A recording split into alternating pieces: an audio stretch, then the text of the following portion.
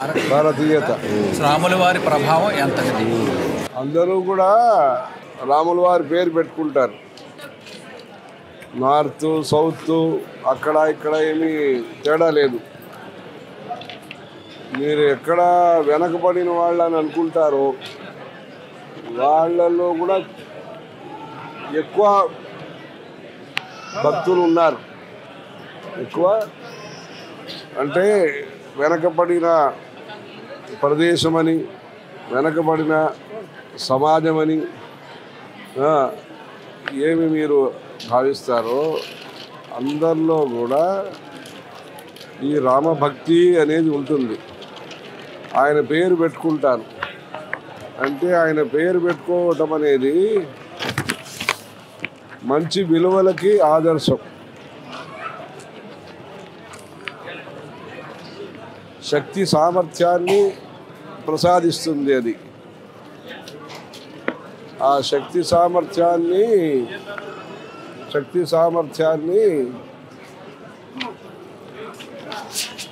సదుపయోగం చేసుకోవాలి. అంటే దుష్ప్రయోగం అంటారు కదా, మిస్యూజ్ అనేది. అధికారం మిస్యూజ్ అంటారు. అధికారం మిస్యూజ్ చేయకూడదు. ఆఫీసుల్లో ఏదో కంట్రోల్ రూమ్ అని ఉంటుంది, అది అక్కడి నుంచి అన్నీ కంట్రోల్ చేస్తారు. అదన్నీ మన భారతీయ ధర్మం అనేది సెల్ఫ్ కంట్రోల్. అది భారతీయత అనేది ఒక ఆదర్శ మానవ జీవితం. ఆచరణీయ ఆదరణీయ ధర్మం, అందరికీ ఆనందాన్ని కలిగించే ధర్మం. భారతీయత సనాతన సంస్కృతి రెండూ ఒకటే. రామో విగ్రహవాన్ ధర్మ. విగ్రహాల్ని మధ్యకాలంలో కొందరు నిగ్రహం చేశారు. మన ధర్మంలో విగ్రహారాధన అనేది చాలా ముఖ్యం. జడములో చైతన్యం నేర్పించింది మన ధర్మం. చైతన్యంతో కూడిన మనుషులు జడంగా ఉండకూడదు. అంటే పేదరిక ఉన్మూలనం, వైద్య సేవ, వృద్ధ సేవ, పసిపిల్లవాళ్ళని ఇమాందారీగా చూసుకోవటం, పిల్లల్ని అంటే భార్య భర్త మరి మనస్తత్వం సరిలేక మరీ దూరంగా ఉంటే అది ఆ చిన్న పసిపిల్లవాళ్ళ యొక్క మనోబలాన్ని దుర్బలం చేస్తుంది. సమాజాన్ని చైతన్యవంతం చేయాలి. భారతీయత అనేది కేవలం నేషనాలిటీ మాత్రం కాదు. ఈ దేశంలో నాగరికుడు అనేది మాత్రం కాదు. నాగరికత అంటే సివిలైజేషన్. అది కేవలం సిటిజన్షిప్ కాదు. అందుకని భారతీయత అనే దాన్ని మనం కేవలం వ్యక్తులు మాత్రం చూడకూడదు, వ్యక్తిత్వం. అది అలా చూస్తున్నప్పుడు రాముల వారి యొక్క చరిత్ర అనేది వారిలో ఒక ఆత్మవిశ్వాసాన్ని కలిగిస్తుంది. వినయయుక్తమైన విక్రమం,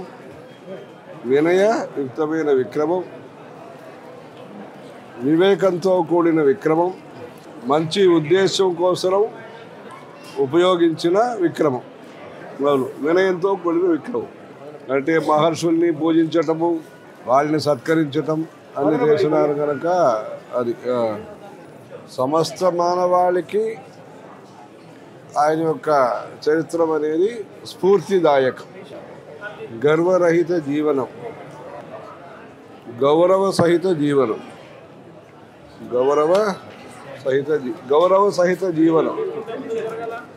గర్వరహిత జీవనం, గౌరవ సహిత జీవనం.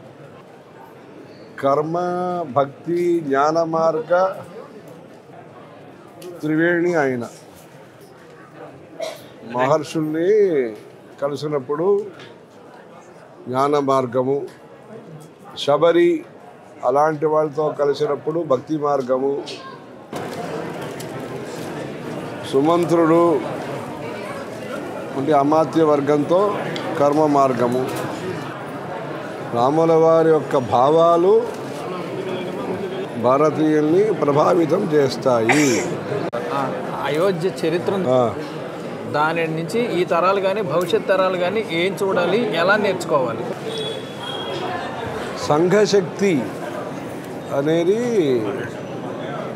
మనకి ముఖ్యమైనది. చట్టము, సర్కారు, సంఘము అంటే మనకి 3 నిర్మాణాలు జరగాలి. సర్కార్ నిర్మాణం, రెండోది సమాజ నిర్మాణం, శాస్త్ర నిర్మాణం. ఆ 3 నిర్మాణంలో సర్కార్ నిర్మాణం అనేది కొంతవరకు చేస్తున్నారు. అంటే ఒక ప్రభుత్వము, ఒక చట్టము, ఒక ఆఫీసరు, ఒక లీడరు అనేది ఒకటి జరుగుతున్నది. దాంట్లో ఇంకా ఏం మంచిది జరగాలో అది మనం చేయాలి. అందుకని ఆ సర్కారు నిర్మాణం అనే దాంట్లో సర్కారు అన్నప్పుడు స్వామి అంటే లీడర్, అమాత్య మంచి మంత్రులు, సుహృత్తు మంచి ఫ్రెండ్షిప్, మంచి మిత్రులు, కోశం ట్రెషరీ, ఆర్థిక వ్యవస్థ, ఆర్థిక స్తోమత రెండు కూడా, రాష్ట్రం state central relationship, border and సైన్యం ఫోర్సెస్. ఈ 7 విషయంలో సప్తాంగం అని పేరది. పంచాంగం పూజలకి పంచాంగము, దేశానికి సప్తాంగము, ఆరోగ్యానికి అష్టాంగము. ఈ ప్రజాతంత్రం కనుక ప్రతి ఒక్క మనిషి దీంట్లో అంగం. అది రాజ్య నిర్మాణం ఒకటి. ఇదన్నీ సర్కారు నిర్మాణం. తర్వాత సమాజ నిర్మాణం. సమాజ నిర్మాణం అన్నప్పుడు కమ్యూనిటీ ఫార్మేషన్ అంటే సొసైటీ. వారికి వారి విషయాలున్నా, వారి చదువు, వారి ఇల్లు, వారికి ఆదాయములు, ఒక్కొక్క మనిషికి వారి పరివారం ముఖ్యము. దాంతోపాటు పరిసరం కూడా ముఖ్యము. వాల్యూ బేస్డ్ ఎన్విరాన్మెంట్ మనుషుల్లో ముఖ్యము. దాంట్లో అన్ని చోట్ల CCTV పెట్టేది సాధ్యం కాదు, సరికాదు. అంటే కాంటాక్టు, కల్చరు, కాన్ఫిడెన్సు, అలాంటి CCTV అది కావాలి. అది టాలరెన్సు, టాలెంటు, విషను, ఆ CCTV కావాలి. అందుకని సమాజ నిర్మాణం రెండో విషయం, సర్కార్ నిర్మాణం మొదటి విషయము, సమాజ నిర్మాణం రెండో విషయము. మూడో విషయము శాస్త్ర నిర్మాణం. శాస్త్రం మందిరం ద్వారా ప్రచారమైంది, దేవస్థానాల ద్వారా, వేద పాఠశాల ద్వారా, దేవాలయం. తర్వాత గురుకులం. మనం సర్కార్ నిర్మాణం, సమాజం, శాస్త్ర నిర్మాణం కోసము అధ్యాత్మ విద్యని ప్రచారం చేయాలి. భగవద్గీతలో చెప్పినట్టుగా అధ్యాత్మ విద్యానాం, వేదము, శాస్త్రము, పురాణము, మన ఆర్ట్ అండ్ మ్యూజిక్ ఏముందో ఇదన్నీ కూడా ప్రచారం చేయాలి. భాషార్థము, భావార్థము, ఆ 3 శబ్దార్థము, భావార్థము అంటే ఇది మీనింగ్ అంటారు, ఇది ఒపీనియన్ అంటారు. తర్వాత పరమార్థం. అప్పుడు ఈ పోరాట విషయం అన్నారు కదా, దానికి వస్తున్నాం. ఈ పోరాట యొక్క బ్యాక్గ్రౌండ్ ఎందుకు వచ్చిందంటే ఈ సరైన ప్రభుత్వము, సౌజన్యమైన సమాజము, శాస్త్రాన్ని గౌరవిస్తున్నా, ఆచరిస్తున్నా, నమ్ముతున్నా మనుషుల యొక్క సంఖ్య తగ్గటం, అది అందువల్ల ఇలాంటి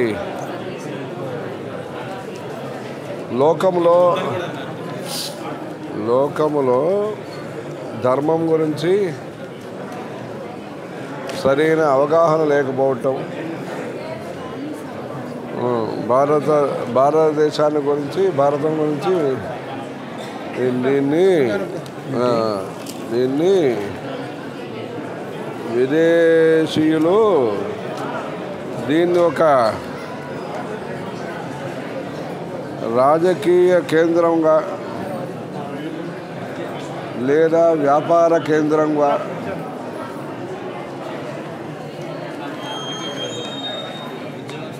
వాడుకోవటం. విదేశంతో మనకు ఎంతవరకు సంబంధం ఉండాలో అంతే ఉండాలి, ఆ సంబంధం సరిగా ఉండాలి. ఈ ఆత్మనిర్భర్ భారత్ అది ఇంకా గట్టిగా చేయాలి. ఆత్మనిర్భర్ భారత్ అప్పుడు ఇలాంటి పోరాటానికి అవసరం ఉండదు. ఫ్యామిలీ వాల్యూసు, నిజాయితీగా పనిచేయటము, దేశభక్తి, దైవభక్తి ఇక్కడ ఉండే అందరికీ కూడా దైవభక్తి, దేశభక్తి. అప్పుడు ఈ 140 కోట్ల జనాభా ఉండే దేశాన్ని కాపాడటం మంచిగా అవుతుంది. ఐకమత్యం ఉండాలి దేశంలో. వారి భాష, వారి నమ్మకం ఏమున్నా భారతీయ సంస్కృతి విషయంలో అందరూ ఏకగ్రీవంగా వ్యవహరించాలి. పోరాటం అనేది అనేక దీంట్లో జరిగింది. చట్టం పోరాటము, రాజకీయము, ఇంకా అనేక విధంగా జరిగింది. ఏ కారణం చేత పోరాట పరిస్థితి వచ్చిందో ఆ పరిస్థితుల్ని గుర్తించి మనం ప్రివెంటివ్ మెషర్స్ తీసుకోవాలి. సమాజాన్ని శక్తివంతం చేయాలి. ప్రతి మనిషి కూడా తన స్వార్థంతో పాటు దేశ సంక్షేమం గురించి ఆలోచించి సహకారం అందించాలి. సహాయము, సహకారము, సహమతి అన్నిటికీ సన్మతి కావాలి. అయోధ్య ఉద్యమానికి కంచిపీఠం, జయేంద్ర సరస్వతి స్వాముల వారి పాత్ర, అసలు అయోధ్యకి కంచికి ఉన్న బంధం కీలక పాత్ర వహించారు. స్వామివారు కీలక పాత్ర వహించారు. కిటికీ తెరవటం నుంచి ప్రారంభించి కీలక పాత్ర వహించారు. అంటే పాత బిల్డింగ్లో దర్శనానికి అనుమతి తెప్పించడం నుంచి వారి యొక్క పాత్ర ముఖ్యమైనది. ప్రత్యక్ష అప్రత్యక్ష రూపంగా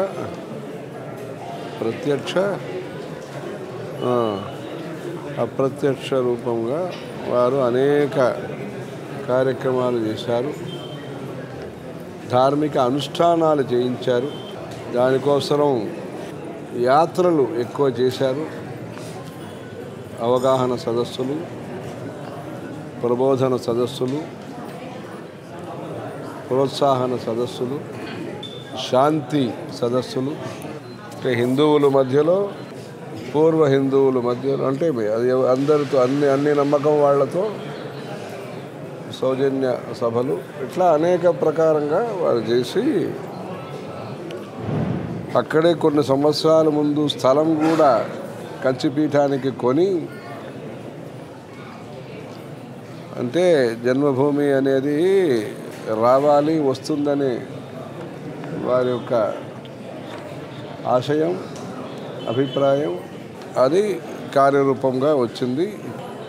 86వ సంవత్సరము ఫిబ్రవరి రెండో సప్తాహం ఆ ద్వారం ఉద్ఘాటనం దర్శనం కోసం చేసినప్పుడు మొట్టమొదట వెళ్ళిన స్వాముల వారు మన జయంతి సరస్వతి స్వామివారు. కళ్యాణ కృష్ణన్ అని అప్పుడు చీఫ్ సెక్రటరీ గారు ఉండేవారు. దక్షిణ దేశం ఆయన యూపీలో చీఫ్ సెక్రటరీ. ఆయన సెక్యూరిటీ అన్ని ఏర్పాటు చేశారు. కంచిలో పెద్ద స్వామి ఉన్నారు అప్పుడు పరమాచార్య.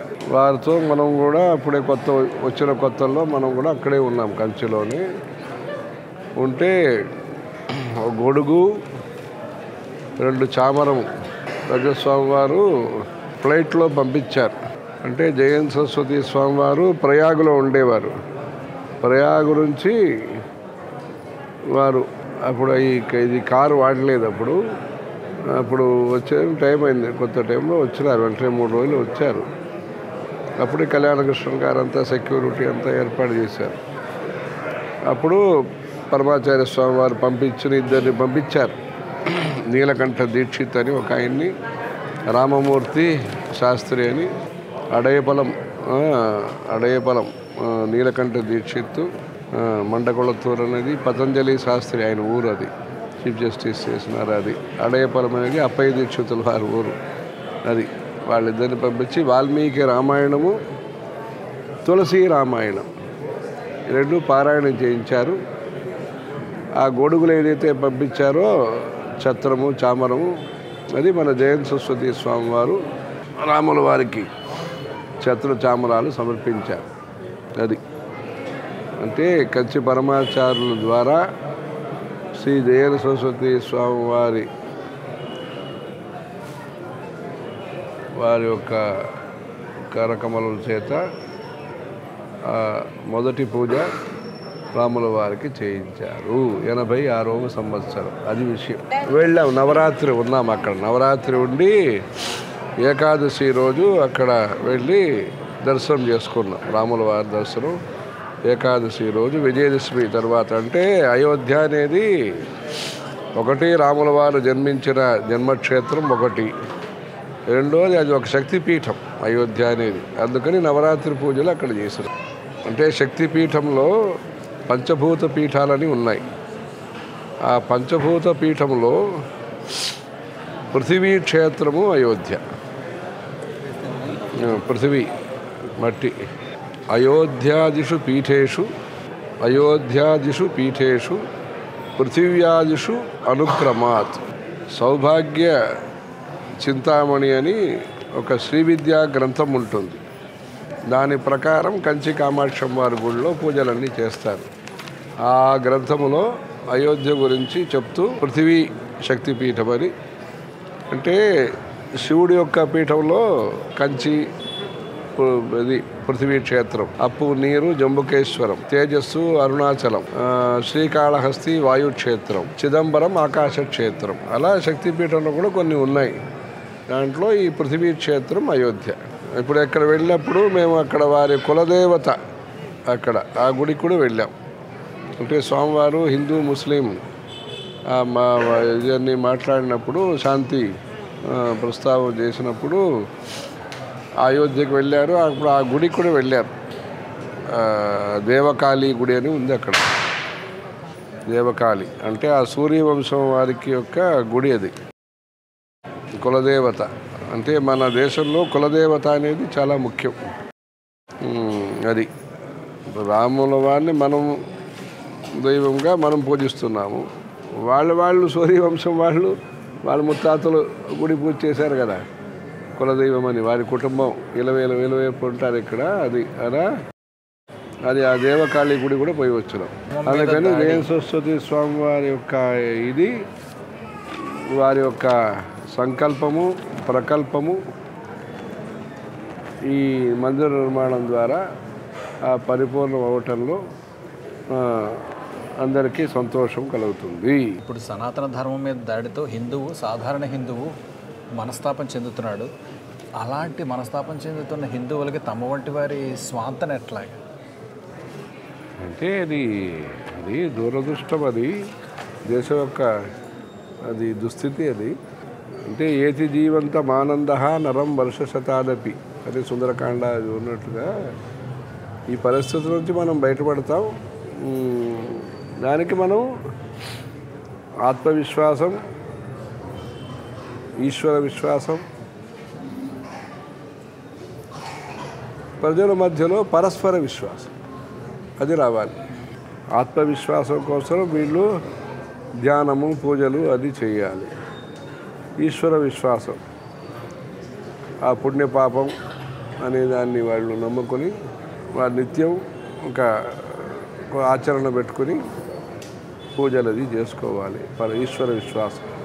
ఈశ్వర అంటే కేవలం భగవంతుడు మాత్రమే కాదు, భగవంతుడు ద్వారా వచ్చిన భగవద్గీత దాన్ని మనకి శాస్త్రం కూడా ఈశ్వర వచనం. మాతృదేవో భవ, పితృదేవో భవ, అతిథిదేవో, అలా వాల్యూస్లో నమ్మకం పెట్టాలి. అలా పెట్టుకుని ఇది ఫలితాలు ఇచ్చేది సమయం పట్టినా మంచి ఫలితాలే ఇస్తుంది. మైక్రో చారిటీ కావాలి. మైక్రో చారిటీ చిన్న చిన్న ధర్మాలు ఏముంటుందో స్మాల్ స్కేల్ ఇండస్ట్రీ లాగా ధర్మ కార్యాలు ప్రతి గుడిలో ఏదైనా మంచి మంచి కార్యక్రమాలు జరుగుతూ ఉండాలి. ఏదో పెద్ద గుళ్ళల్లో జరుగుతుందనే విషయం వేరు. అన్ని గుళ్ళల్లో ధూపదీప నైవేద్యం జరగాలి. కచేరీ, అన్నప్రసాదము, ప్రవచనాలు, చిన్న చిన్న హోమాలు, యాగాలు ఎక్కువ జరగాలి. యజ్ఞయాగాలు. యజ్ఞోదానం తపశ్చైవ పావనాని మనీషినాం, ఆ మూడు ఎక్కువ జరగాలి. యజ్ఞము, దానము, charity, sacrifice and charity. Discipline Hindu ధర్మం, నాట్ డిస్ప్లే. చూపించుకోవటం కాదు, చూడటం మనది, చూపించుకోవటం కాదు మనది. ఆత్మదర్శనం అంతేగాని ప్రదర్శనం కాదు మనది, దర్శనం మనది. ఆత్మదర్శనం, అన్య ప్రదర్శనం కాదు. అన్ని మత నమ్మకం వాళ్ళల్లో ఒక సిఎంపి ఉండాలి. సిఎంపి అంటే కామన్ మినిమం ప్రోగ్రామ్ అంటారు. కామన్ మ్యాక్సిమం ప్రోగ్రామ్ అంటే తేడాలు తక్కువ, వారికి ఉండే తేడాలే తక్కువ. ఏ వాళ్ళైనా ఇక్కడ కుటుంబం అనేదాన్ని గౌరవిస్తారు. ఈ దేశంలో కుటుంబము, సేవ, మంచి పని చేస్తుంటే గౌరవించటం ఇదన్నీ ఉంది. నామరూపాలు మారిన సనాతన సంస్కృతిని గౌరవించటం అనేది ఈ దేశంలో ఉంది కనుకనే ఇంత శాంతి అనేది సాధ్యమైంది. అందుకని ఈ మట్టికి ఒక మంచి స్వభావం ఉంటుంది.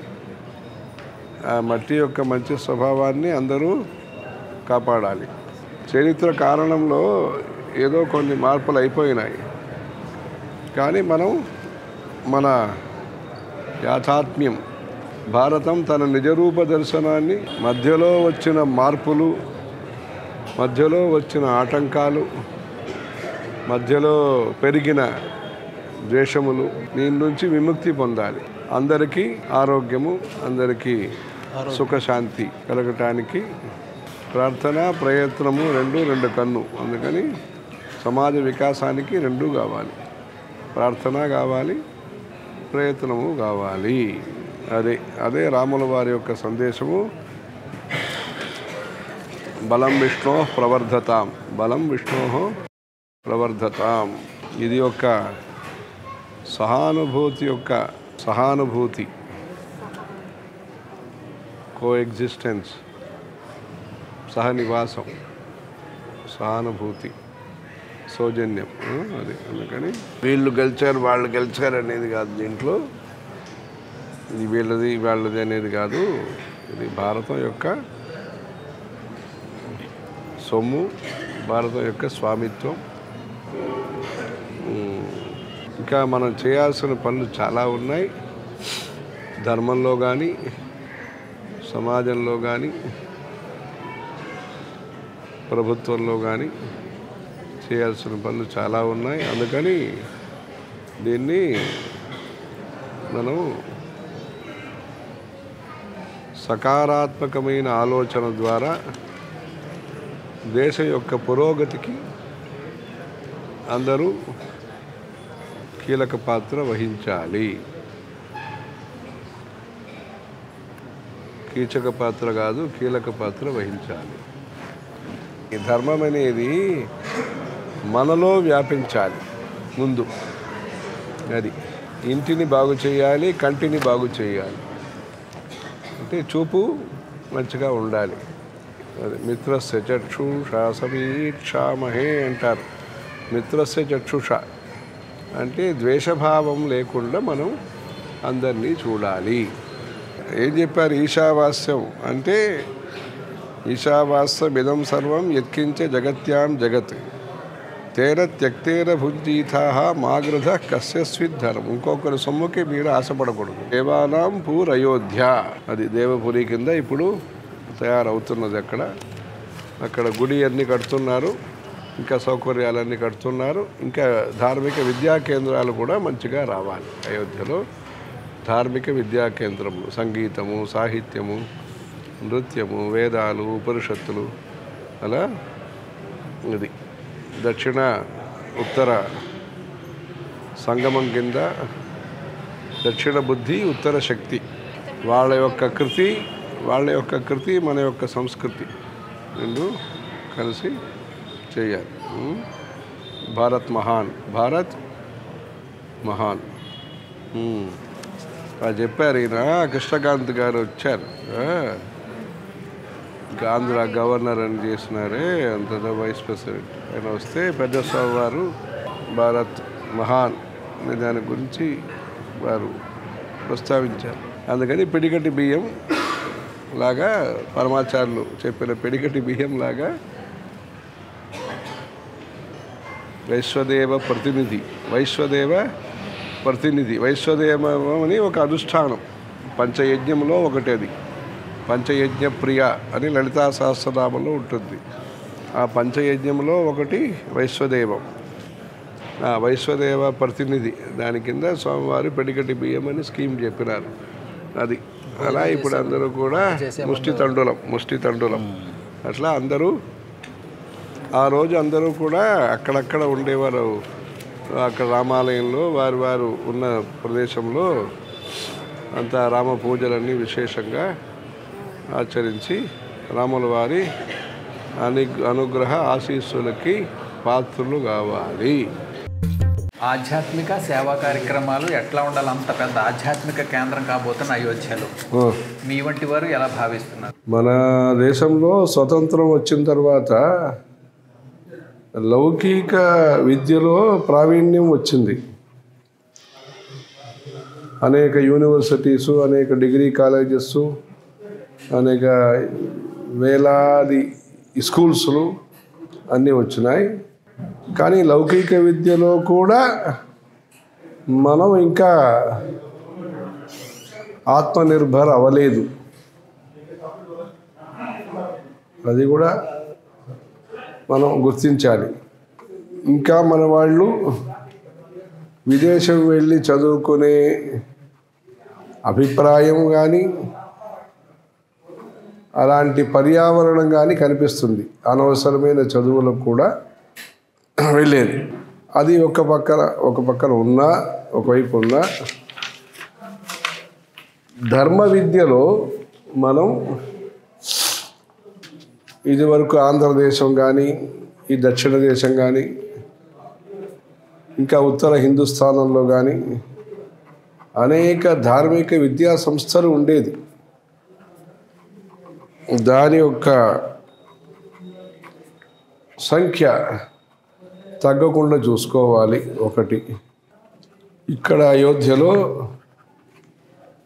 ప్రజాసామాన్యమకని అయోధ్య చుట్టూ ఉన్న వ్రజ ప్రాంతం, అవధ ప్రాంతం అదన్నీ చెప్తారు. పూర్వాంచల్ ఇక్కడ కూడా తిరుపతి దేవస్థానంలో ధర్మ ప్రచార పరిషత్తు ఉన్నట్టుగా అక్కడ కూడా ఏర్పాటు చేసి పండా, పూజారి, పురోహిత్ కళ్యాణ్ యోజన, వాళ్ళకి ఉపాధి, వాళ్ళకి ఉద్వాహము, వారికి ఉపకారం, అలా ఒక మంచి ఏర్పాటు చేయాలి. ధర్మ విద్యా కేంద్రంగా కూడా ఉండాలి.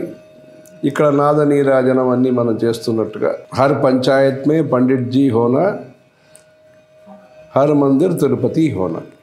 అయోధ్య విజయం కాశీ మధురల మీద ఎలాంటి ప్రభావం చూపుతుందని అనుకోవచ్చు?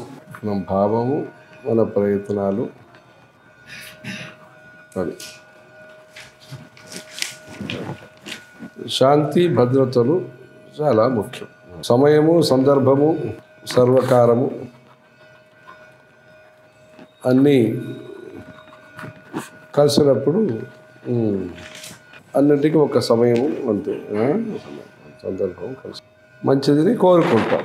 ధర్మం అనేది అందరికీ తెలిసిన వాళ్ళు, తెలియని వాళ్ళు, చదువుకున్న వాళ్ళు, చదువుకుని వారు, రాగద్వేష అతీతం ధర్మం. సనాతన ధర్మం అపరిమితామోద బాణ సౌభాగ్యం. అది అపరిమితామోదం. అందుకని ఇది వేప చెట్లో ఉంటుంది, రావి చెట్లో ఉంటుంది, ఇటుక రాయిలో ఉంటుంది, గాలిలో ఉంది, నీరులో ఉంది, మట్టిలో ఉంది, మనసులో ఉంది, మనలో ఉంది. అది అన్నిట్లో ఉంటుంది. సర్వే జనా సుఖినో భవంతు.